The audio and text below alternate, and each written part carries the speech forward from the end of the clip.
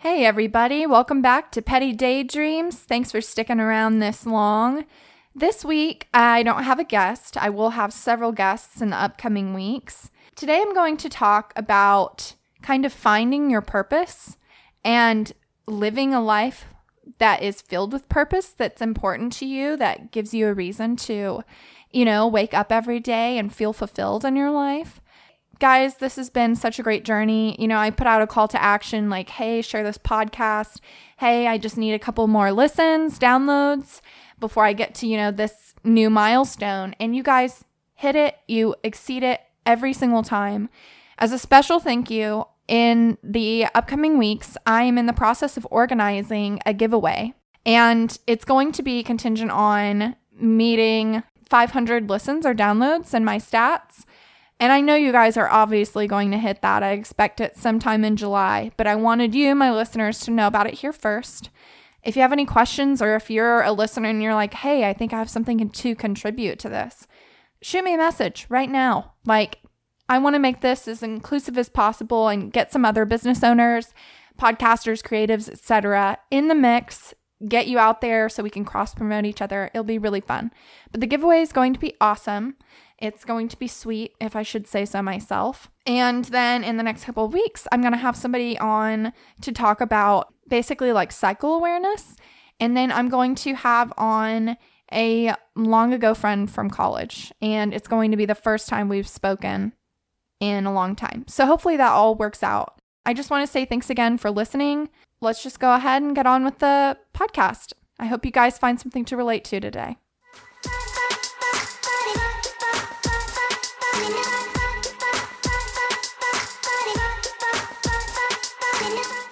Okay, and we're back. Thanks, guys, for sticking around.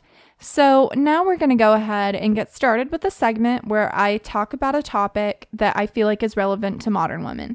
It's actually funny because when you look at my audience stats, which I get from where I host my podcast, Spotify gives stats to podcast hosts, etc., it's actually pretty evenly split between men and women. So if you're that guy out there trucking along week after week, listening to this podcast, I hope you're really getting something out of it. And if you have a suggestion for a topic that you think would be like universal and really good to talk about and discuss on here, I think you should contact me. Never feel like I'm inaccessible, because that's the whole thing. I want to make this community with you. I want to, have these frank discussions. That's the whole point. Today, I decided I wanted to talk about purpose because I've been in quarantine, this pandemic, everything. I've been trying to find purpose, which finding purpose is something everybody has to do with their life. When you have characters in movies, this is my favorite cliche, but they look at themselves in the mirror and they say, who am I? That's kind of what we all have to do. We all have to look at ourselves and decide what kind of person we're going to be and what kind of life we're going to lead. So purpose is all tied up in that. When you're trying to find or define your purpose, everybody throughout history has kind of had a different approach. So, you have finding purpose through your religion. Religion is a great source of moral, ethical rules for how to create purpose in your life, how to live a good life. If you're not religious, people will turn to wellness or healing, to a life dedicated to service, to their career. People find purpose in all kinds of different places. But I've been wondering, during the pandemic, during quarantine, when my life has seemingly come to this kind of hiatus where I'm doing everything I was doing a year ago, minus a lot of things, finding a purpose that resonates with me. So this is kind of going to be an in general discussion of purpose, finding purpose, and then a specific discussion of what is my purpose when everything is at a standstill. I was actually talking to my friend earlier, and I told him, I said, the world is falling apart and we're expected to keep it together. You will hear this in this thing that gets said all the time now in regards to COVID, that we have to find a new normal. First of all, were things really normal before?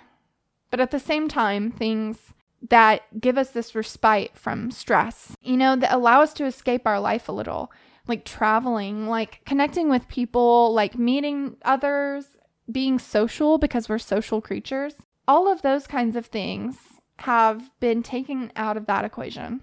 I mean, for me, I get a lot of purpose, yes, out of my spirituality, but I get a lot of purpose too out of my career. Like, who am I? Like, what kind of legacy is it going to be that Bobby Franklin leaves behind? What will I mean? Who will I be meaningful for? I probably put too much pressure on myself with these questions, but I want to make the most out of life. It's just funny because I think about, I really wanted to take on an internship this summer. I wanted to make some moves in my career. I wanted to explore some possible places to move to in the upcoming year. And all of those things have so many limitations on them now. So while we're on pause, on this hiatus, like I said, we've still got to find meaning and purpose for our lives here.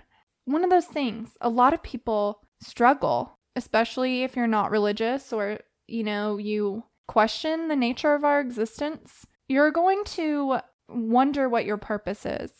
And you're going to be kind of ordained to decide what your purpose is.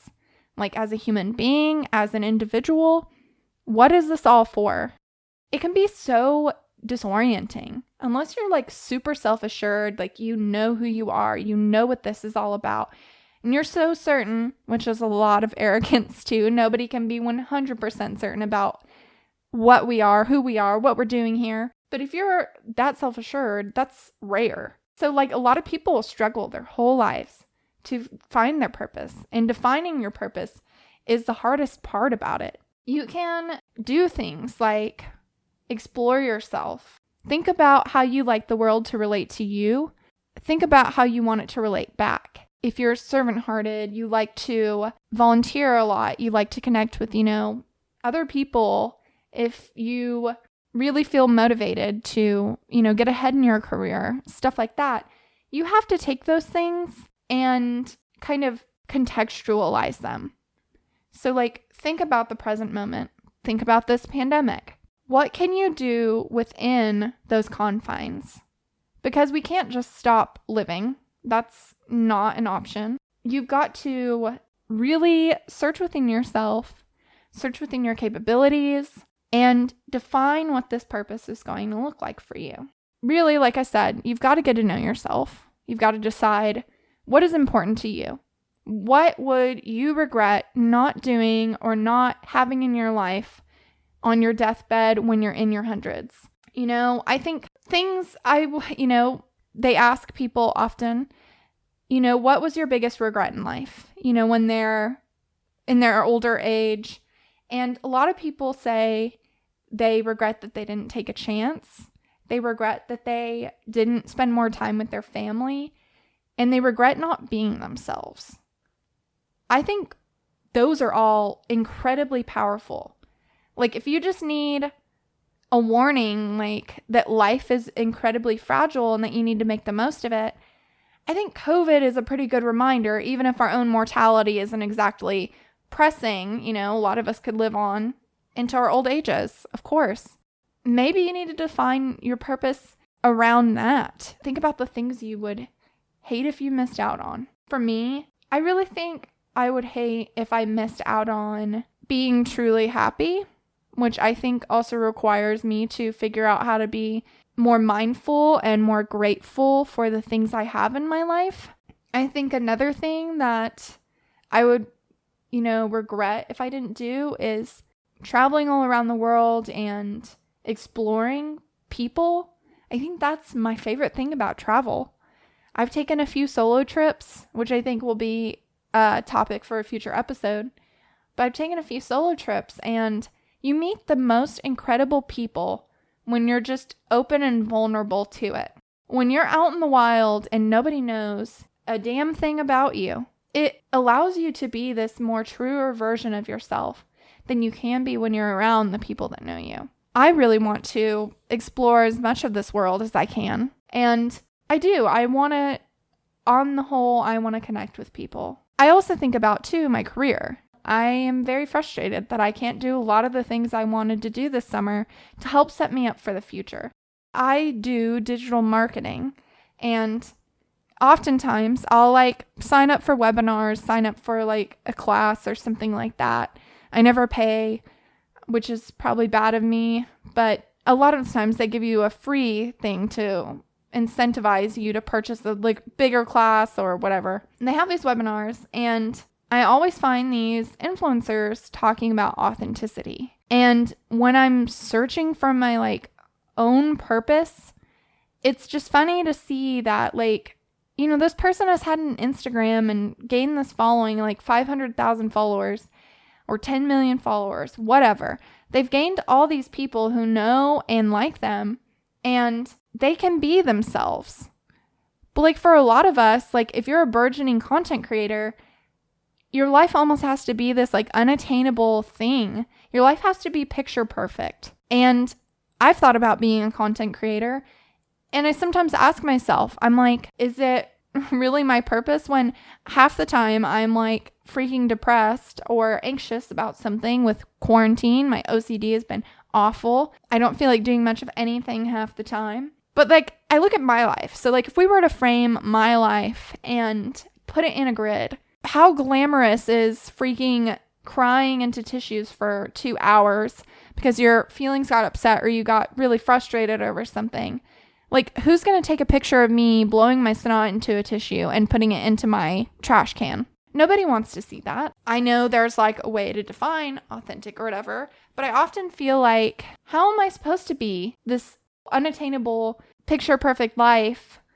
I can't really be 100% authentic because the algorithm doesn't love it. You're not going to reach a wider audience because you're not a good commercial product, which is what it comes down to, is commodification. How can I be positive? How can I be this person? How would anybody want to be like me when I feel like shit? And, it's so easy to be vulnerable and speak your mind when I think you have a small audience like I do, or when you have a gigantic audience and you already have those tracks built in where you can get paid for what you do. You're probably going to lose a couple sponsors or something like that, but you're not going to lose your whole livelihood. You get to go out there and just be a creative person, to write, to blog, to take photographs, all this stuff every day, and people just love you for who you are. It's just a little wild to me that we have this dichotomy in our lives. I have been spending way too much time on social media, but that's part of my job.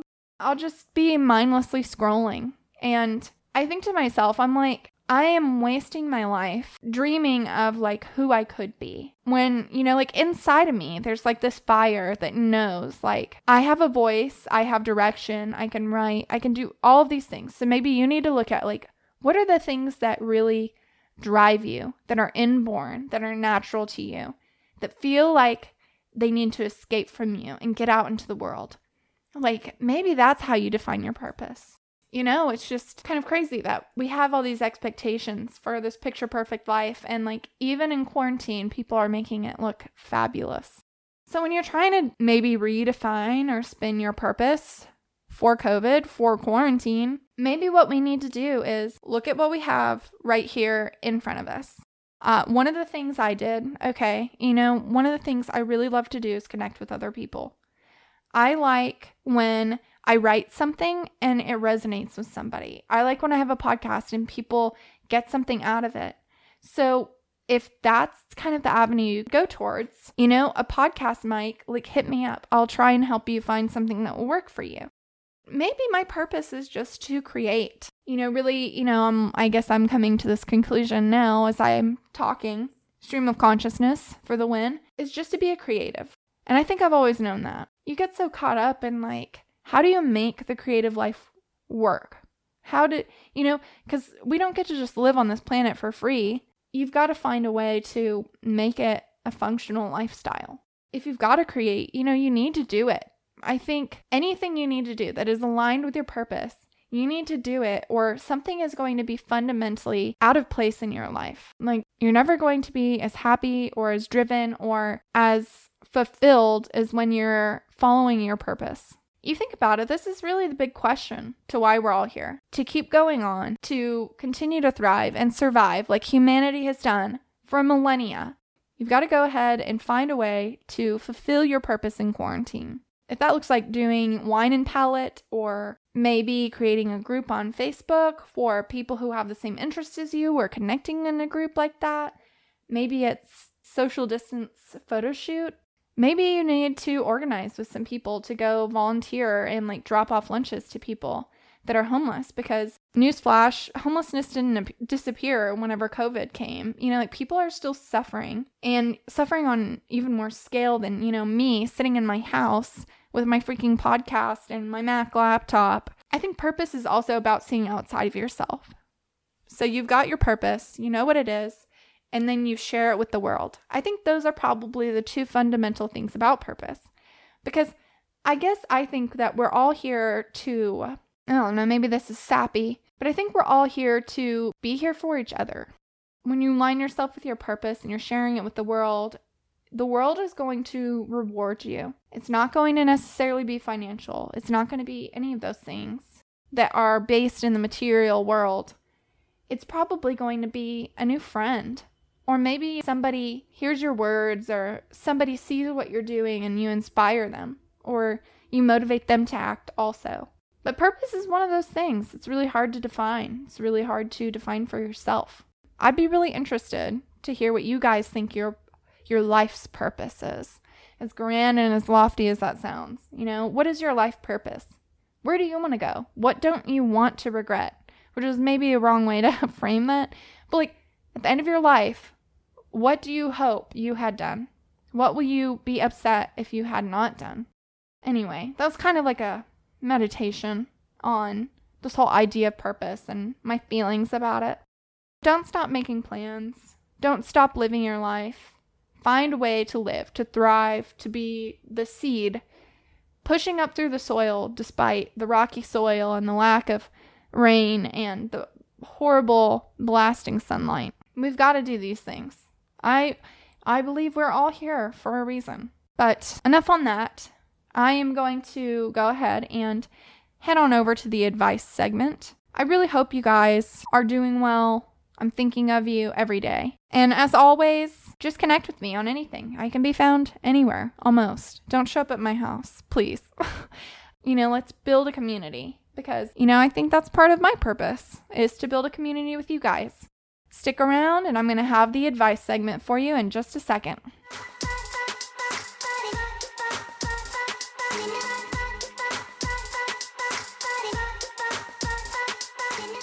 Now we're on to the advice segment. Every week, I take a query from a listener through my anonymous form. I've got it linked on my website now. On my Instagram, you just click on my link in bio and it takes you right here. If you have any kind of advice need, if you have something that's on your mind, if you're especially meditating on something and you want some further clarification, or maybe somebody, me on this podcast, I can't hear you or whatever, but maybe have this conversation together on the air, that's what I'm here for.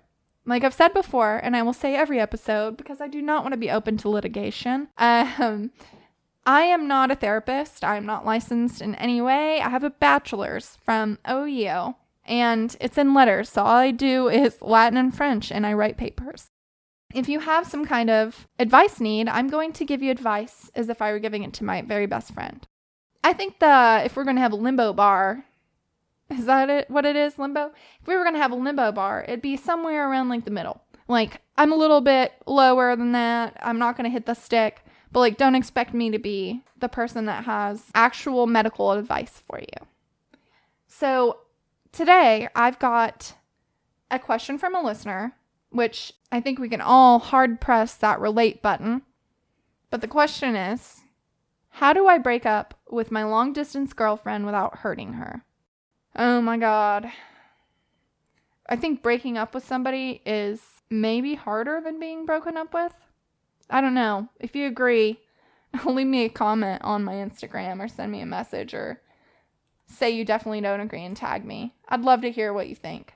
In the past, I think all of us have broken up with somebody, been broken up with. It sucks all around when you're breaking somebody's heart. But when it's long distance, gosh, it's just so difficult. You have to be really tight and you have to be really sure, probably engaged or married, to keep it together with somebody like that, or when that relationship is kind of in that form. Because one of the things we do is we really rely on our partners. You shouldn't rely on your partner for every emotional need you have, or, for everything financial, etc. I think partners should be equal partners in a relationship. But there's a certain element that you can't get from a relationship if you don't see each other in person. I think it can be so hard now. I mean, I can't imagine if my boyfriend were somewhere else during this whole COVID thing. I'd just be alone all the time, and it would really suck. That comfort of a hug or of a, hey, how are you? In person is totally different. So I'm really sorry. You're going through this. Now you're going to have to break up with your girlfriend. It's going to suck a fat one, honestly. It's not going to be easy. But you came to me for advice, so I'm going to give you some advice on how to do this. First of all, it kind of depends on how long you've been dating. You didn't give me any information about, you just said long distance girlfriend. So maybe you guys just met, you've never met, maybe you guys dated for a long time, and then, you had to do the long distance thing for whatever reason. The length of the relationship is going to come into play here. I'm never going to condone ghosting unless it's a creep. I think we all owe each other a little bit of honest feedback in the dating pool. Thank God I'm not in it right now. I was about to say Grindr was driving me crazy. No, Bumble's driving me crazy. Sorry. I've never been on Grindr, but I love Best of Grindr on Instagram. If you've only been dating a short time or something like that, I think everybody owes it to somebody to give the feedback. Like I said, everybody wants to talk shit on Gwyneth Paltrow, but her book, Conscious Uncoupling, order a copy, dude. It goes a long way for this, self-awareness. I think everybody should try and improve themselves so that they're a good partner and an equal partner and providing as much in a relationship as they're taking. So being emotionally aware and reading something like this, I think would be really helpful as just a precursor to this big breakup. But it basically makes the whole breaking up, depending on how long you've been together, but makes it this joint effort. You tackled everything in your relationship as partners, or hopefully if that's the problem and you're breaking up, this is probably not the best method to use. But, take stock of why the relationship didn't work out, because I think that will help you just mentally get around this whole breakup. Other things you can do, long distance, we've got COVID. I don't think you can necessarily drive out and do it in person. If you can, I think that's the best way to break up with somebody. But we're all going to break up with somebody at some point. And employers or friends or whatever over text or email. Never advisable for romantic partners. But I would say, be hey, I really think we should Skype or FaceTime, whatever you guys have been doing this whole time. Don't say, I need to talk to you. My God, they're going to see what's coming from a mile away. They're going to be anxious about it until the moment you can talk. Take their feelings into account. A big preference of yours is not to hurt her. I would say taking her emotions into account, thinking about how you would take the things that you're saying that you're doing if you were on the other side. Thinking about those things will really help you so that you don't hurt her feelings.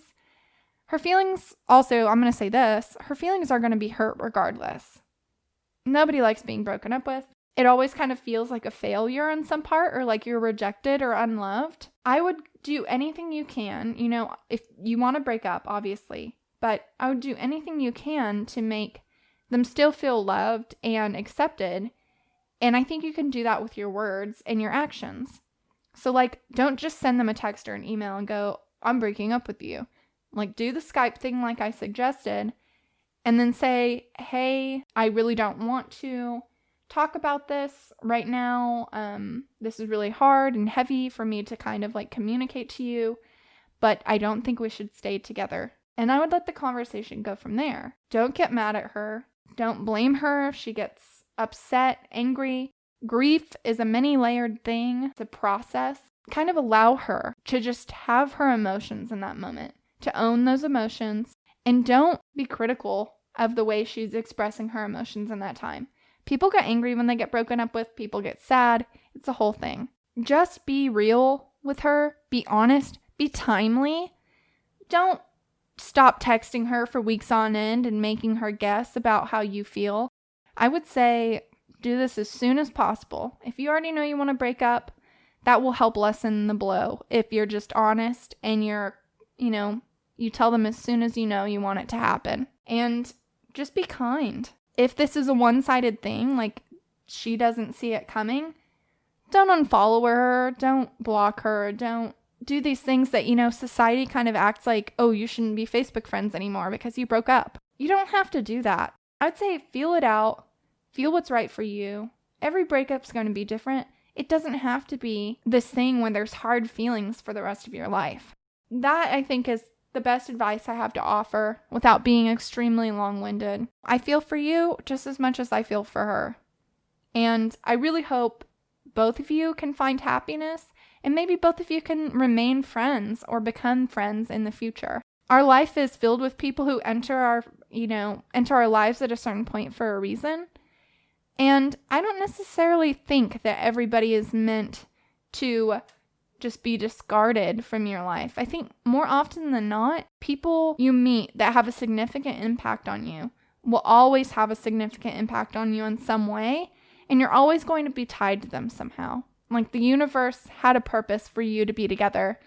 And when things get tough and you're feeling alone through all this, give yourself a little grace and think about the potential the potential of the situation where you weren't compatible. Maybe one or both of you knew that. Think about the potential for the relationship in the future too. It's not necessarily a period or the end of a book or something like that. It's just life is this ever-changing thing, and meaning can be found most often in the people that mean the most to us. So that's what I have for you. This is for real this time. If you ever have a need for advice, just message me, DM me, etc. I'm here for you. I'm never going to judge you also. I would hope nobody would think that, but I'm never going to judge you for what you send in. And your identity will always be anonymous. Because I think people kind of open up about the things that they really want and the things that are really troubling them when nobody knows who they are. Like I said, with my traveling thing, it enables you to be somebody else. I would hope you would take advantage. If you're listening right now and you have a problem or something like that, no problem is too small or too big. I think it always helps to have different opinions about stuff. So without further ado, I'm going to go to the hot take section. I have only one real zinger for you this week. If you have a submission for that, email me, pettydaydreams@gmail.com, and let's get to it then.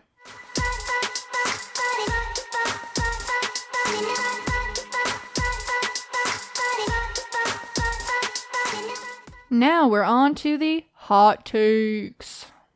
I don't know. So until I have somebody recorded that's going to do that, which I guess Peyton could do that. But until then, I guess you're going to hear me say it in a weird voice every single time. So maybe that's something to look forward to. I have a hot take for you this week that came directly from Facebook. Good old Facebook, what a gold mine it is. And it's actually something somebody shared in, I think, a meme group. But it's from Facebook and has a little profile picture. It's from May this year, and the person's name is Karen, and their last name is blacked out. But listen to this. LOL. Today, some Asian lady actually had the audacity to put on her face mask and go towards the other sidewalk to avoid me. A white woman, in all caps, okay?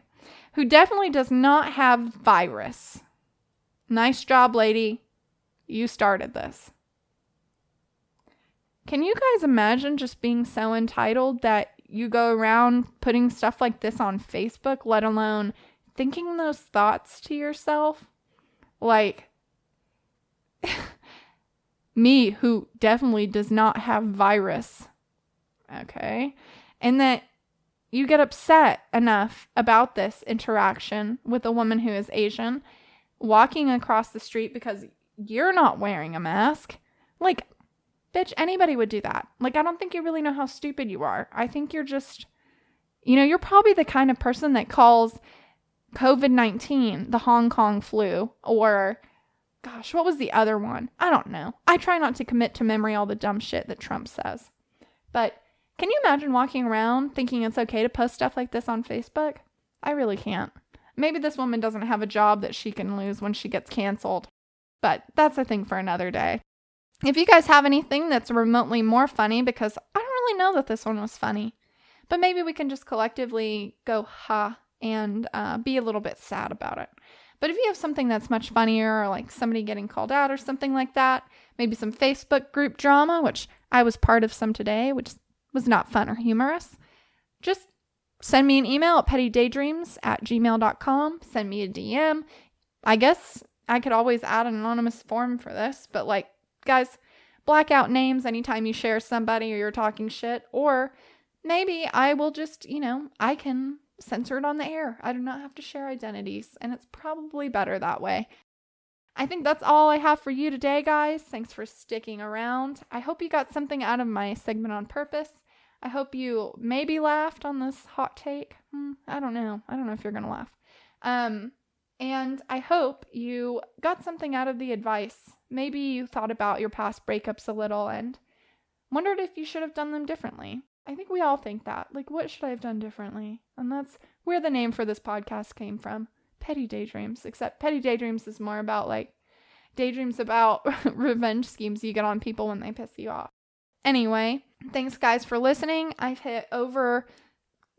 I'm over 300 listeners / downloads on this podcast. It's all because of you. If this podcast episode was something you enjoyed, guys, leave me a review on iTunes. A lot of the podcast charts really help with different stuff, and I'd love to get my audience as big as possible. So I love hearing from different perspectives and stuff. So I'd love if I had more of that. So if you like it, when you're listening on Spotify, share it, take a screenshot when you're listening, leave me a review on iTunes, do all the things, get on Facebook, share my Facebook page, which I'm not really big on Facebook, but whatever floats your boat. If you love it, I'd really love to hear about it. Like I said, I think it's part of my purpose to be a creator and to connect with people like this. So I'd love to hear from you. Give me your feedback. Tell me what your purpose is when you're listening to the episode. If you have a need for advice, as always, use the anonymous advice form. The song I used throughout this episode was Bright Side by Evan Schaefer. Shout out to him for making a killer track that I can use for all my podcast episodes. As always, thanks for listening. Endlessly grateful. I'll say it every time. Hope you get used to it. And as always, stay petty. Catch you on the flip side. And other 80s things we don't say anymore.